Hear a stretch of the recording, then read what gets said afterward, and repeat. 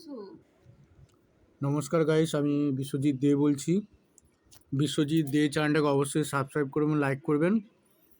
তো ভারতে আমি কোনো দিন দেখিনি যে শার্ট জেট হতে বা কোনো ভালো স্পিড বোট আমি দেখলাম না আজ পর্যন্ত, ঠিক আছে?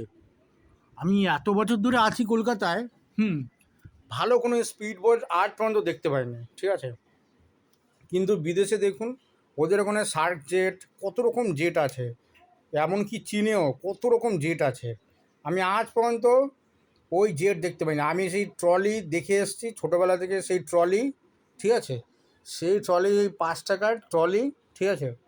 ওখান মানে কি বলবো, সেই ডিজেল না পেট্রোলে চলে জানি, সেই ট্রলি। আমি আজ পর্যন্ত স্পিড বোট আমি জীবনে চোখেই দেখতে পাইনি ইন্ডিয়ার মধ্যে, ঠিক আছে? বিশেষ করে আমি যেখানে থাকি কলকাতার এখানে কোনো দিন দেখতে পাইনি, ঠিক আছে?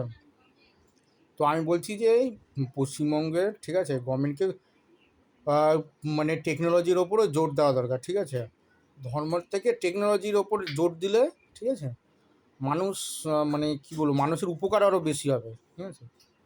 এই ধর্ম নিয়ে এই মারামারি, ঠিক আছে, এগুলো উচিত নয়, ঠিক আছে? আপনি জেট, ঠিক আছে, টেকনোলজির ওপরে বেশি পরিমাণ জোর দেওয়া দরকার, ঠিক আছে? যত টেকনোলজি বাড়বে ততই ভারতের উন্নতি হবে। ভালো ভালো মানে ভালো ভালো মেশিন তৈরি হবে, তো মানুষের জীবন আরও সুন্দর হয়ে যাবে, ঠিক আছে? টেকনোলজির লাভ নিতে হবে। বেকার বেকার আমরা মানে কি বলবো, ভারতের মধ্যে এমন এমন কিছু লোক আছে যারা মানে নিজেরা কিছু করবে না, অন্যের পেছনে লেগে থাকবে, ঠিক আছে? এটা একদম উচিত না।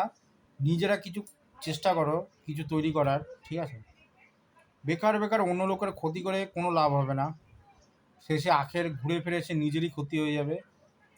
তো বলছি, আমি গভর্নমেন্টকে বারবার রিকোয়েস্ট করছি যে এরকম টেকনোলজি আনা দরকার, ঠিক আছে? আমাদের এডুকেশনে অনেক চেঞ্জ হওয়া দরকার। তো এটুকুই বলার, ঠিক আছে? ধন্যবাদ।